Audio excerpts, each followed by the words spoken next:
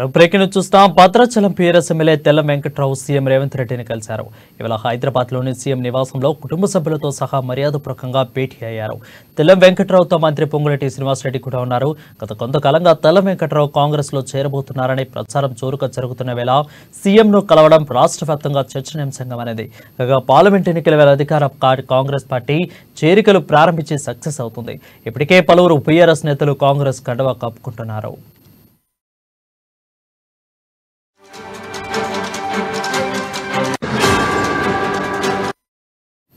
ఇప్పుడు భద్రాద్రి కొత్తగూడెం జిల్లా Bhadrachalam PRS MLA తెల్ల వెంకట్రావు కాంగ్రెస్ లో చేరబోతున్నట్లు తెలుస్తుంది. ఈ మేరకు హైదరాబాద్ లో సీఎంను కలిసి చర్చలు జరిపారు. అయితే ఉమ్మడి ఖమ్మం జిల్లాలో 10 అసెంబ్లీ నియోజకవర్గాలు ఉండగా భద్రాచలంలో మాత్రమే పీఆర్ఎస్ విజయం సాధించింది. అయితే గతంలో గులాబీ పార్టీలోనే ఉన్న తెల్ల వెంకట్రావు అసెంబ్లీ ఎన్నికలకు ముందు ప్రస్తుత రెవెన్యూ శాఖ మంత్రి పొంగులేటి శ్రీనివాసరెడ్డితో కలిసి కాంగ్రెస్ లో చేరారు. కానీ కాంగ్రెస్ లో ఆయనకు సీటు దక్కలేదు. అనంతరం బీఆర్ఎస్ లో చేరి టికెట్ దక్కించుకొని గెలుపొందారు.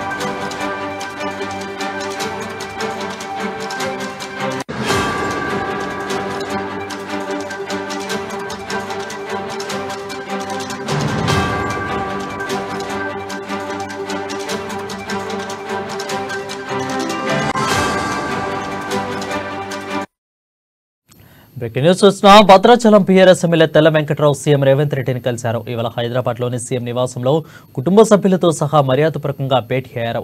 తెల్ల వెంకట్రావుతో మంత్రి పొంగులేటి శ్రీనివాసరెడ్డి కూడా ఉన్నారు. గత కొంతకాలంగా తెల్ల వెంకట్రావు కాంగ్రెస్ లో చేరబోతున్నారనే ప్రచారం జరుగుతున్న వేళ సీఎంను కలవడం రాష్ట్ర వ్యాప్తంగా చర్చనీయాంశంగా మారింది. దీనిపై మరింత సమాచారం మా ప్రతినిధి రాంబాబు అందిస్తారు. రాంబాబు, చెప్పండి.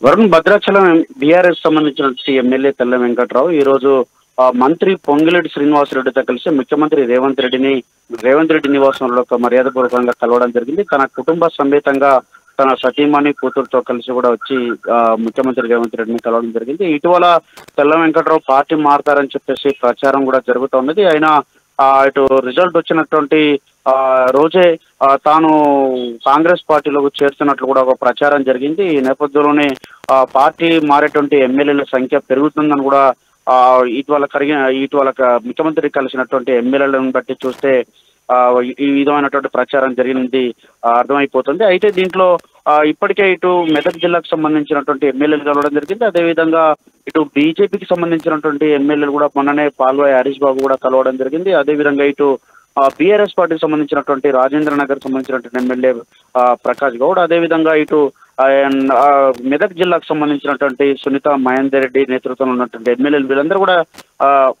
కలిసినటువంటి పరిస్థితి మనం చూసాము.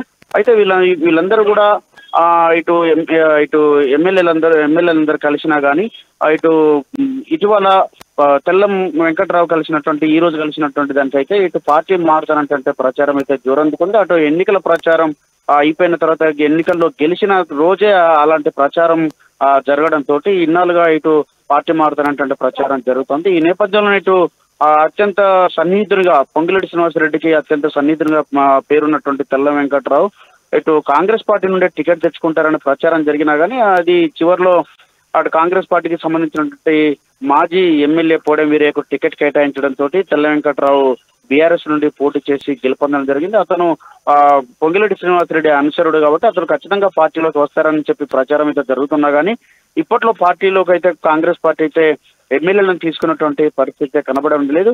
వాళ్ళందరూ కూడా కాంగ్రెస్ పార్టీకి అనుకూలంగా ఉన్న పార్టీలో చేరకుండానే మద్దతు ఇచ్చేటువంటి అవకాశం కూడా ఉందని చెప్పి ఒక ప్రచారం అయితే జరుగుతా ఉంది. కానీ తెల్ల వెంకట్రావు ఈ రోజు కలిసిన దానికైతే మర్యాదపూర్వకంగానే కలిశారని చెప్పేసి ఒక చెప్తా ఉన్నారు. మరి మర్యాదపూర్వకంగా కలిసినా కానీ ఇటీవల జరిగినటువంటి ప్రచారంతో అయితే మాత్రం పార్టీ మారుతారా లేకపోతే మర్యాదపూర్వకంగా కలిశారనేది మాత్రం సస్పెన్స్ లో ఉన్నది Varun. Thank you Rambabu for the clear updates.